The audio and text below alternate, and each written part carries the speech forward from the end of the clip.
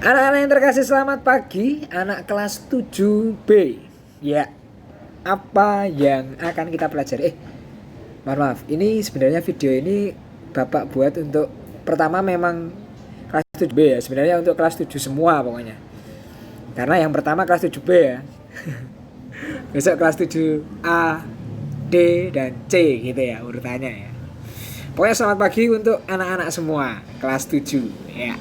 Pada hari ini, pagi hari ini kita akan belajar dengan tema berteman. Wah, asik enggak? Berteman itu seperti puzzle yang berwarna-warni. Kamu puzzle bisa jadi puzzle warna merah, kuning, biru, hijau. Tetapi bertemu dan harus bersinkronisasi, bersinkronisasi, beradaptasi, hidup berdamai, hidup bersama, walaupun ada gesekan di sana dengan teman-teman. Berwarna-warni, hidup bersama. Seperti puzzle itu, di samping Anda lihat semua anak-anak lihat warna-warni, tapi bisa saling melengkapi dan saling mengisi. Menjadi suatu gambar yang indah kan? Iya. Ini sudah ancang-ancang ya tentang berteman. Oke. Tujuannya dari pelajaran ini adalah kamu memahami peran teman dalam perkembangan dirimu dan akhirnya bisa bersikap dengan baik dalam pertemanan. Teman itu penting bagiku. Apakah benar menurutmu? Bagi Bapak iya. Tapi apakah kamu paham tentang itu? Berteman itu adalah seni. Kadang ada suka dan ada duka. Cara berteman dengan baik bagaimana ya? Jawabannya adalah selaras dengan nilai-nilai yang baik.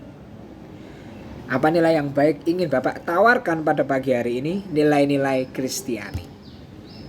Nah, mari kita lihat bersama. Ini langsung sudah masuk materi ya. Berteman itu penting.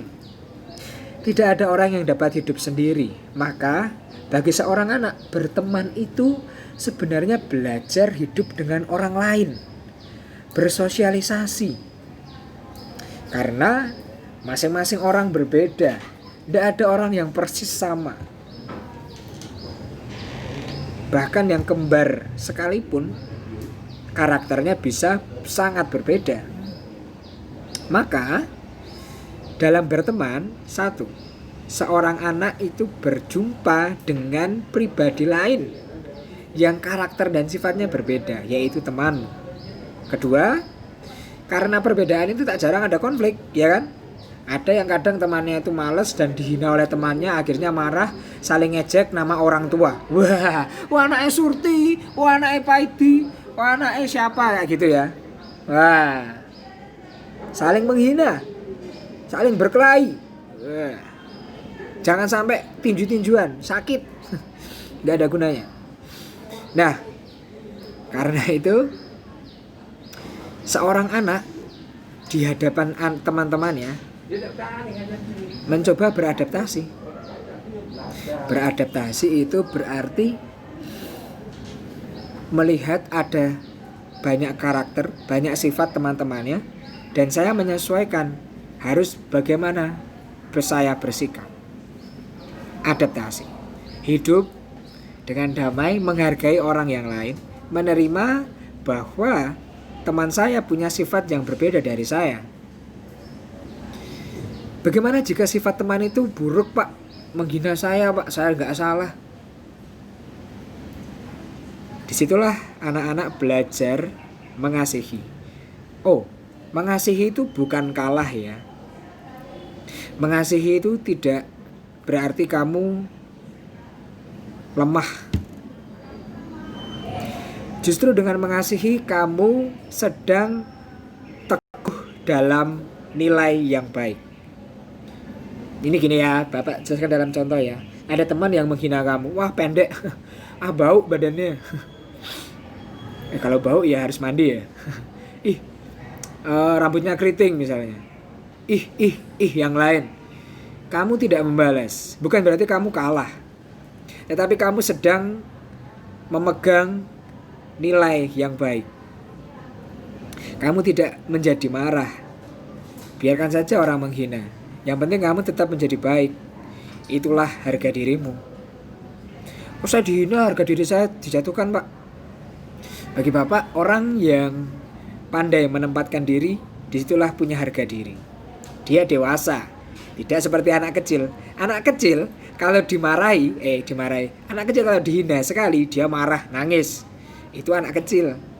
Kalau orang dewasa mau dihina seperti apa, asal saya tetap baik, saya tidak akan marah. Berteman. Ada suka dan duka. Berteman itu berarti berbagi. Kuncinya pagi ini adalah berbagi. Berteman sama dengan berbagi. Ditulis ya, catat ya. Ada pengalaman suka dan duka. Suka kita bergembira, bercanda, bermain bersama, menang, ya kan? Suka main futsal menang timnya, bahagia. Dukanya kalau timnya kalah. Ada suka dan duka. Jika ada pengalaman tidak menyenangkan dengan teman, dikhianati, Pak. Cewek-cewek nih kumpul berempat, ternyata yang 3 diajak makan, yang 1 ditinggal. Gimana ya, Pak ya? Apa yang harus kita lakukan kalau kayak gitu? Kamu bisa melihat, oh itu mungkin temanmu sedang ada persoalan. Jadi jangan langsung berpikir bahwa kamu jelek, kamu dibenci. Tidak. Setiap orang punya alasan ketika ia melakukan sesuatu, termasuk teman-temanmu. Orang yang dewasa, seorang anak yang pandai, dia akan melihat alasan di balik seseorang teman melakukan sesuatu. Semoga dipahami ya, bahwa kita melakukan sesuatu karena ada alasannya. Makan karena lapar, pergi karena butuh. Pergi karena butuh pergi. Ketika ada seorang teman yang melukai hatimu, pahamilah alasannya. Kenapa kira-kira ia begitu? Karena kayak misalnya ada orang yang temanmu yang marah gitu ya. Kenapa? Jangan-jangan di rumah dia dimarahi orang tuanya, dan di sekolah ia melampiaskan kemarahannya kepadamu. Apa yang bisa kita lakukan ketika berhadapan dengan orang yang melukai kita? Ini poin ketiga. Apa yang bisa kita lakukan adalah memegang prinsip kebaikan dalam hidup. Karena sekali lagi berteman itu berbagi. Kalau kamu tidak punya kasih, kamu tidak bisa membagikan kasih. Kamu tidak bisa memberi kasih. Karena kita hanya bisa memberi apa yang kita miliki. Berteman itu belajar memberi. Oke? Berteman sesuai dengan nilai yang baik, inspirasi dari nilai Kristiani. Silakan nanti dibaca, ayat kitab sucinya terlalu panjang, nanti penjelasan Bapak terlalu lama. Yang Bapak cetak tebal. Hendaklah kamu dalam hidupmu bersama, hidup berteman. Hendaklah kamu dalam hidup berteman, menaruh pikiran, perasaan yang juga dirasakan oleh Yesus. Apa yang dilakukan dan dirasakan Yesus? Apa yang dipikirkan oleh Yesus? Yesus berpikir untuk berbagi. Berbagi itu bukan memberikan semuanya. Nih, berbagi itu kita punya sesuatu, kita nikmati bersama. Punya makanan, 1 dibagi 2. Punya 2, 1-1. Oke? Semakin kamu memberi, kamu semakin kaya. Kaya bukan materi, jumlahnya ada banyak, tetapi perasaan, oh saya cukup dicintai. Yesus yang walaupun dalam rupa Allah tidak menganggap kesetaraan dengan Allah itu miliknya sendiri, miliknya yang harus dipertahankan. Justru ia mengosongkan diri dan menjadi sama dengan manusia.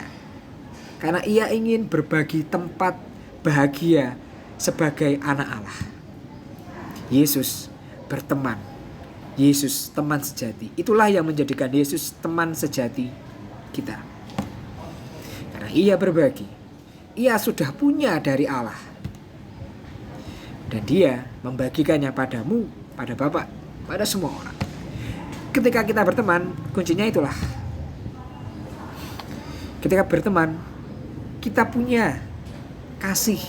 Dari mana Pak kasih kita punya? Dari orang tua, saudara, dari Tuhan yang memberi kita nafas. Anak-anak gak harus beri nafas kan? Dari situlah kita punya dan kita berbagi. Apa yang harus dibagikan Pak? Saya gak punya makanan. Kehadiran. Jadilah teman yang baik.